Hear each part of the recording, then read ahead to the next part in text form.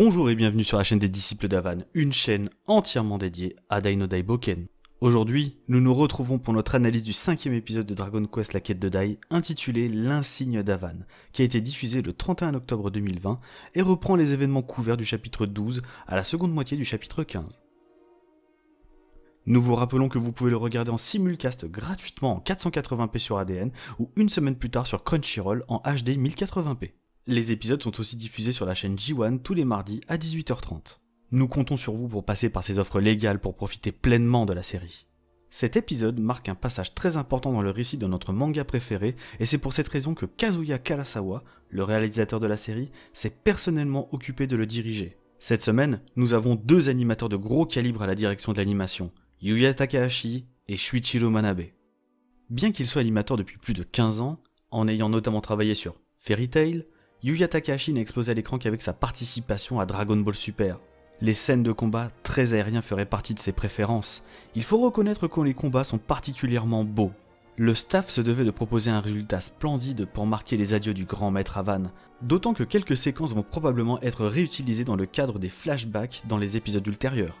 Quant à Shuichiro Manabe, on l'avait déjà vu dans la série aux côtés d'Emiko Miyamoto à la correction de l'animation dans les épisodes 2, 3 et 4. Il est connu pour avoir travaillé sur Toriko et Dragon Ball Super. On lui doit notamment le passage où Broly s'énerve tellement contre Vegeta Super Saiyan God qu'il en crée un tourbillon. L'épisode débute tandis qu'Avan utilise sur ses disciples le sort Astron, apparu dans Dragon Quest 3 et permettant au héros d'envelopper d'acier ses coéquipiers. Tout comme dans les jeux vidéo, le but est de protéger les membres de l'équipe de n'importe quelle attaque, physique comme magique. Il s'agit généralement d'un sort que l'on utilise dans des conditions extrêmes. Après avoir fait don de son insigne à ses disciples dans un moment d'une émotion poignante, Avan s'attaque à Adlar, mais le combat est bien déséquilibré, et c'est justifié. Souvenez-vous dans l'épisode précédent. Avan n'avait presque plus de points de magie pour les avoir presque tous utilisés en invoquant Dragoram. La correction qui affiche Adlar est splendide, probablement la meilleure séquence de combat qui a été révélée à ce stade-là de la série. Dans le manga, il n'y avait pas vraiment de combat, juste 2 pages montrant Avan rater son coup. Dans cette nouvelle adaptation, le héros se fait complètement dominer dans des plans absolument superbes, présentant le visage confiant du commandant du mal, parant toutes les attaques qui lui sont portées. Une grande partie de ce combat était animée par Futoshi Higashide, un vétéran habitué de Dragon Ball Super. A noter que dans l'anime de 1991, la scène était bien plus violente lorsqu'Avan se faisait rouer de coups, avec une présence abondante de sang, ce qui n'est pas le cas dans le manga. Complètement acculé et n'ayant plus d'autre alternative, Avan décide de réaliser l'ultime sacrifice en utilisant le sort Megante, ou Kamikaze selon la traduction des jeux. Il est d'ailleurs intéressant de constater que les sous-titres n'ont pas utilisé la Bible française de Square Enix des jeux vidéo pour adapter le nom du sort qui reste Megante, comme dans la version originale. Megante ! Erreur ou façon subtile de souligner le caractère particulier de cette magie, les paris sont ouverts. Le sort de sacrifice Megante apparaît pour la première fois dans Dragon Quest 2 par l'intermédiaire du personnage du prince de Kanok. Les mauvaises langues diront d'ailleurs que c'est à ce moment qu'il se rend le plus utile. C'est une attaque surpuissante qui utilise l'intégralité des points de vie de son utilisateur à la place de ses points de magie. Ainsi, plus ses points de vie sont élevés, plus le sort est puissant. Avant de donner sa vie pour sauver ses disciples, Avan a une dernière pensée pour une jeune femme lors d'un très rapide flashback. Ce passage n'existe pas dans le manga, et cette scène ajoutée à cette nouvelle adaptation permettra de fluidifier la suite de l'intrigue, nous n'en dirons pas plus. Avan étant déjà blessé, ce sort n'a pu atteindre son plein potentiel, et Adlar survit à cette dernière tentative désespérée du maître. Alors qu'Avan s'est sacrifié, impossible de ne pas signaler la belle performance de Takahiro Sakurai sur sa voix, ce personnage central nous quitte en effet bien trop tôt. Sur le plan musical, lors de cette scène, le travail de Yuki Hayashi est en pleine expérimentation. Il n'est pas encore à la hauteur du travail d'orfèvre de Koichi Sugiyama. Cependant, on constate une réelle amélioration lors du sujet des compositions de cet épisode. Nous y reviendrons dans quelques instants. Concernant la censure, on peut constater que l'épisode n'est pas avare pour divulguer du sang, et ce par les blessures d'Adlar, probablement car il s'agit de sang de démon et non d'humain. Ainsi, il est toujours bon de rappeler que cette adaptation n'est pas aseptisée contrairement à ce qu'on pourrait craindre.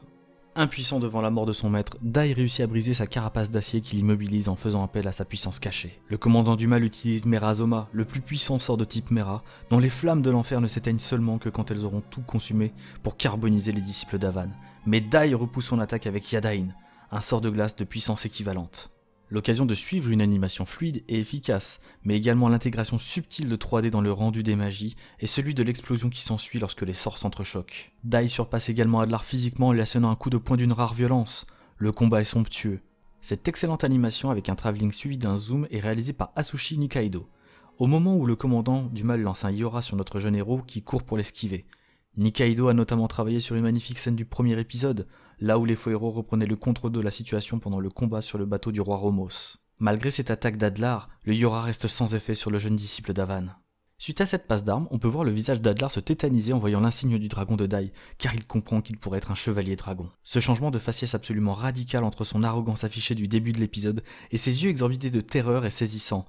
Et au vu de sa réaction, cela signifie que Dai cache en lui une puissance absolument extraordinaire.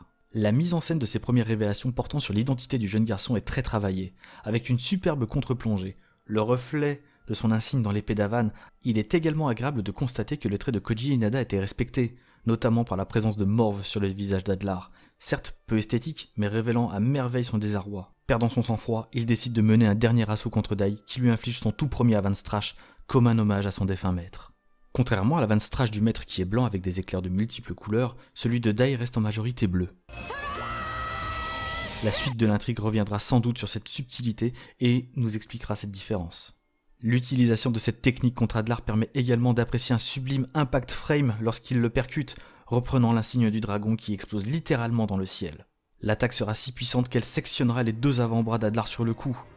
A noter que Yuki Hayashi, le compositeur de la nouvelle adaptation, propose enfin durant cette scène une piste signature dont les premières notes seront probablement reprises lors des grands moments de bravoure de Dai.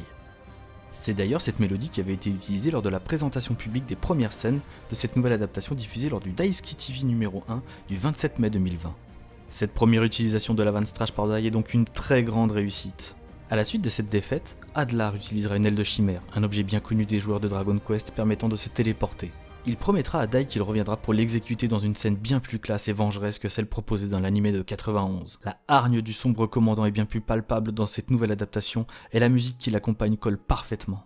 La fin de l'épisode est presque inattendue, probablement due en raison du rythme dynamique de la série. Car si nous pensions que cela se terminerait par un Dai et Pop quittant l'île de Dermlin, il n'en est rien. L'épisode se termine tandis que les disciples d'Avan se recueillent devant sa tombe et se promettent d'être dignes de son héritage. De son côté, Adlar régénère ses bras à la forteresse de Roche-Démon et présente ses excuses à l'empereur du mal Vern pour être revenu dans un si piètre état. Toutefois, Adlar se garde bien de révéler l'existence de Dai et se promet de le supprimer aussi vite que possible. Il dévoilera une partie de l'armée qui lui permettra de soumettre les êtres humains. On pourra d'ailleurs regretter à cet effet qu'il ne présente pas les différents corps d'armée. De plus, on voit ici des monstres des jeux Dragon Quest plus récents, tels que le Decapitette ou encore un Fix. En effet, dans le manga, c'est à ce moment que l'on découvre l'organisation de l'armée du mal. Espérons que cela sera fait dans les futurs épisodes, car c'est un moment particulièrement intéressant pour comprendre ce qu'attend Dai et ses amis. Ainsi s'achève donc le premier arc de Dai no Daiboken. L'ancien héros laisse dignement sa place à ses élèves, les disciples d'Avan.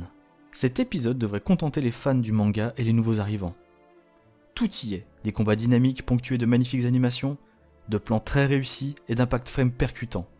Nous avons également enfin un thème signature, probablement le thème de Dai, qui nous rassure sur les musiques à venir. Si vous êtes fan du seiyuu Takahiro Sakurai, ne vous en faites pas, malgré la disparition d'Avan, il ne s'éclipsera pas pour autant. Vous l'avez peut-être remarqué, mais c'est lui qui annonce les previews d'épisodes comme pour guider nos héros. On devrait encore l'entendre pour une centaine d'épisodes, son aventure continue. Cette 5e review est désormais terminée, nous espérons que vous l'avez appréciée. N'hésitez pas à nous faire part de vos commentaires et à vous abonner à la chaîne pour ne rater aucune de nos vidéos.